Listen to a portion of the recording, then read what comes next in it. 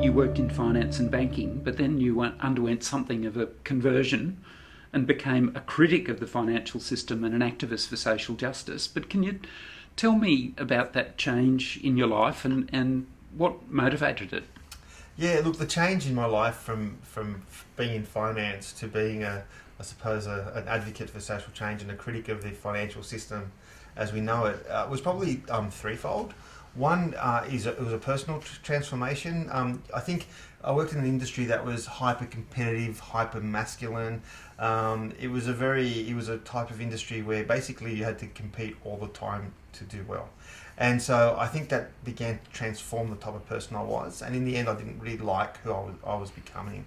The second thing was, I suppose I took a year off to just travel, and I saw child labour in a mine in Bolivia, and watching those children, and I'm talking about children like 8 years old, which I could relate to because I had a niece or a nephew. Everyone can relate to an 8-year-old, neighbours' kids or something like that, and seeing them working in a mine and kind of drawing the conclusion of the economic policies that I so fervently supported, the free market, realised that an unchecked free market will lead to environmental destruction and child labour and all sorts of sort of horrible ends. And so at that point I went from being like a free marketeer, a hawk of the free market, so to speak, to being a critic and sort of saying, well, I'm not against capitalism and I'm not against the markets, but I just think they need to be kept in check and need to be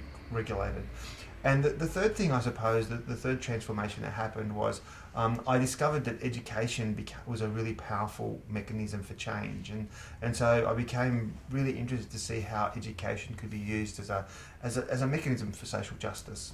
Okay, so you went on the academic path of, I suppose, studying broadly sociology, but even more than just analysing social problems and social change and being an activist yourself. You're passionate now about teaching others how to do this, but why do you care so much about nurturing those skills in others, and how would you summarise your educational philosophy? Yeah, look, I think education is a mechanism for social justice, and I think that education needs to be thought of in two really important ways. One is the knowledge, right? And that's the kind of the stuff about engineers how to build a bridge, accountants how to do accounts, and so on. And that's really valuable. Like I want my engineers to build bridges that stay standing. But I think there's a second element of education which is kind of being lost, and it almost takes us back to the old roots, the sort of the Socrates kind of idea of actually education being a transformative moment of life skills. And so for me, there's no point, if you produce a really good accountant or lawyer who's not also, and at the same time you're not producing a very strong citizen, an active, engaged, empowered citizen, then you're only doing half the job. And so if we really want a successful society, a sort of society that functions economically, socially, culturally, politically very well, then what we need is educated, empowered and engaged citizens.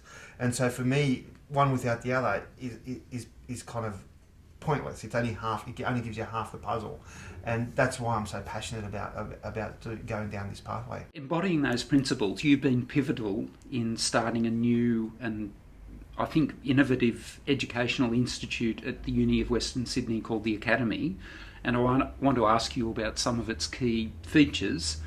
Now, one of its features is it's interdisciplinary, involving lecturers and students from across all the different faculties. But why is that important to have that sort of cross-fertilisation? So one of the programs we've set up at Western Sydney University is the Academy program, and it has three broad principles. One is to imagine what the world will look like in 50 years' time, so sort of take a future focus, and I think that future-proofs education. The second principle is to move towards interdisciplinary teaching, so students learn from different perspectives, and thirdly is this ethical idea of leadership, that you need an ethical framework. Now, just concentrating on the multidisciplinary aspect of it, or the cross-disciplinary aspect of it, the way it works is, in the class I have a class full of students from all the different faculties. They might be nursing students, medical science, business, philosophy, social scientists, psychologists, they all come together, medical science, they all come together.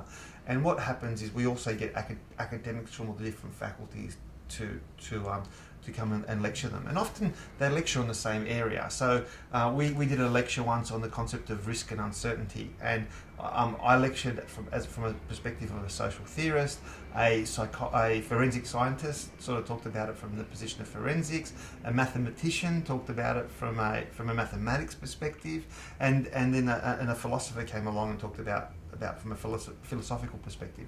So what that does, it creates a new conversation. Something new is created. It does that in two ways. One, it means that the students realise that there's not only one way to see the world. So this is one of the problems with education these days, is students are forced to get into a discipline and go down this pathway, and as they go down that pathway, they sort of only see the world in one way. The second thing it does, it creates conversations that we can better be prepared to disagree. So one of the challenging things I think we have today in today's society is we're almost only have a for and against position. We sort of seem to take the extreme positions, and you can see that playing out in federal politics. It's really, you rarely see people standing in the middle and sort of going, okay, I disagree with you here, but I agree with you there. So how can we work together on those parts that we agree on, and deal with the parts that we disagree on? And I think if we can present a more holistic way of seeing the world to our students, and they can take that into their workplace or their careers, then I think that is, it's not just about building better sort of accountants or engineers, but it's actually building a holistic citizen, which I think we all benefit from. You mentioned there a key part of what you do is instilling or teaching ethics. But how do you do that, and why is having an ethical sense important for your students? Yeah, I think there are certain things that we teach that in some ways can't be taught but can be learnt. So you can teach a theory of leadership, or you can teach the theory of ethics, but it's only when you apply those ideas can you really learn them. And so ethics is a really, really important dimension of education across many disciplines. Medical students look at ethics, legal ethics, business ethics, and philosophical ethics. One of the problems, but is in the way that, again, we teach it from a very disciplinary perspective. So again, business people are asked certain questions around business decisions. Business students ask decisions around are challenged around business questions. But they might not ever talk about issues, controversial issues that social scientists might talk about, issues maybe around abortion, or maybe the political side talk about like humanitarian needs of refugees versus security of a nation state. And I think if you challenge a student to reflect on all those different ethical positions or those different angles, then again it makes their ethical deliberations much deeper. Now we had one of our board of trustees from our university come along, very, very successful businessman, and he was talking about how he set up a financial planning company, and his financial planning company, their ethical framework is that they wanted to be the type of company that you would send your mother to. Okay, so it was meant to be, nothing dodgy, nothing shady, totally being about taking an ethical perspective on how you invested. And when they were a very young company, they had an opportunity to take a shortcut and make a lot of money in a very short period of time. And it was one of their senior people in the company was the one that was pushing them to do that. And they had to confront that decision. Would they compromise their framework, their ethical framework, to make money in the short term? And the decision they made was not to do that. They actually ended up parting ways with this individual and kept to their frame. And they've gone on to be one of the most successful financial planning companies in Australia. And so, so there's also this I think this often belief that to be successful, good guys finish last type of thing. To be successful, you need to take those shortcuts. You need to consistently make ethical compromises.